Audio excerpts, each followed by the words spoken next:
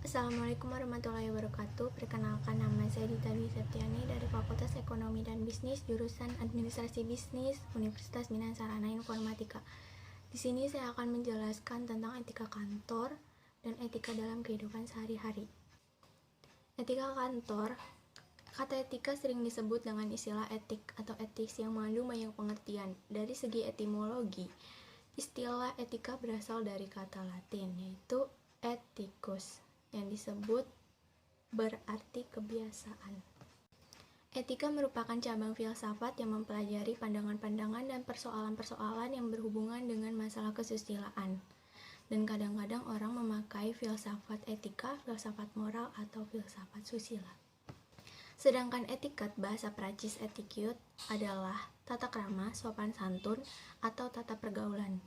Kalau etika membahas apa yang benar, yang salah, dan jujur, dan adil, dan lain-lain. Sementara itu, etiket membahas sopan dan pantas.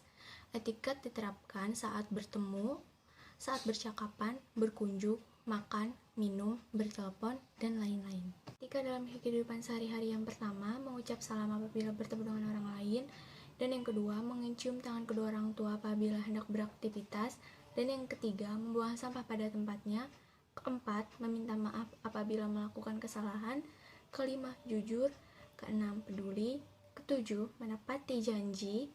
Dan yang ke-8, makan mempergunakan tangan kanan. Etika juga banyak macamnya. Salah satunya adalah etika dalam berpakaian.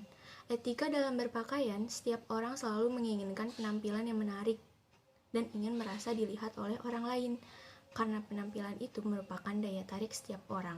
Penampilan yang baik tercipta dari diri yang baik. Walaupun di dalam kantor, hampir semua karyawan memakai seragam yang telah ditentukan. Dan sebagai karyawan kantor tetap harus menjaga citra diri dan wibawa perusahaan. Itu merupakan image terhadap perusahaan. Apalagi kalau perusahaan bergerak di bidang jasa, itu merupakan hal pokok utama. Pakaian yang baik dan pas digunakan memberi kesan anggun dan lebih profesional, dan yang perlu dilaksanakan dalam pakaian kantor adalah disesuaikan dengan jadwal yang sudah ditentukan.